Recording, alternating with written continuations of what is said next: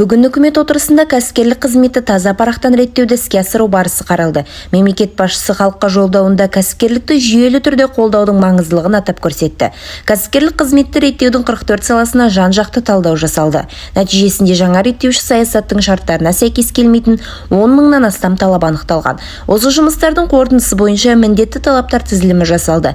Тізілім қажет кезде қайтадан қаралып реттеліп отырады. Яғни орынсыз бірін-бірі қайталайтын немесе тиімсіз талаптарды анықтау және алып тастау жұмыстары тұрақты негізде жүргізіледі. Мемлекеттік бақылау жүйесінде тәуекелдерді бағалау және басқару жүйесін автоматтандыру бойынша кешенді шаралар қабылдануда.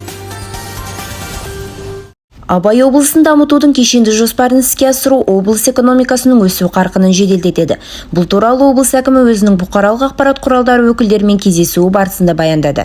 Облыста туризмді дамыту тұрғысында 2 сауда ойын-сауық орталығы мен қонақ үй кешенінің, Алакөл көлі жағалауында демалыс базасын салу жоспарлануда. Облысымыздың транзиттік көліктік инфрақұрылымы да дамиды. Ертіс өзені арқылы өтетін автокөпірді және Семей қаласындағы аспалы көпірді қайта жаңғырту жұмыстары.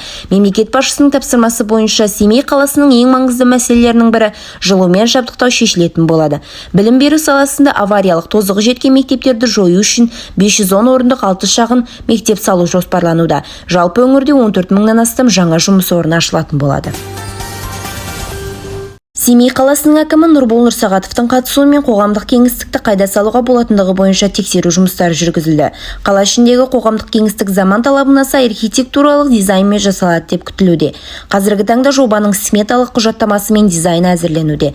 Абаттандырылған қоғамдық кеңістіктер бос уақытты таза ауада әрі денсаулыққа пайдалы күйде өткізіп қана қоймай, жастардың әлеуетін ашуына, бұқаралық спортты дамытуға да септігін тигізеді.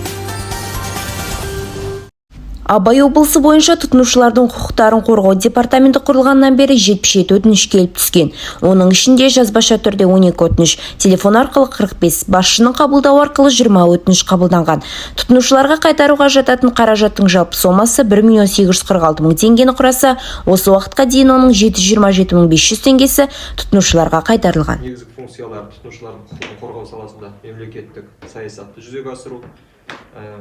Осы салада, яғни тұтынушылардың құқығын қорғау саласындағы қызмет істейтін мемлекеттік емес жеке және заңды тұлғалардың жұмысын өзара ұйымдастыру, салааралық байланыс жасау. Тұтынушылардан шағымдар көбіне жеке саудаға байланысты түседі. Азаматтар күнделікті сауда-саттық кезінде көптеген құқық бұзушылықтарға тап келіп жатады. 77 шағымның 25-і жеке саудаға байланысты қаралды. Егерде қандай да бір шағымдарыңыз болса, тұтынушы және өтініш ақпараттық жүйелер арқылы электронды түрде шағым қалдыруға болады.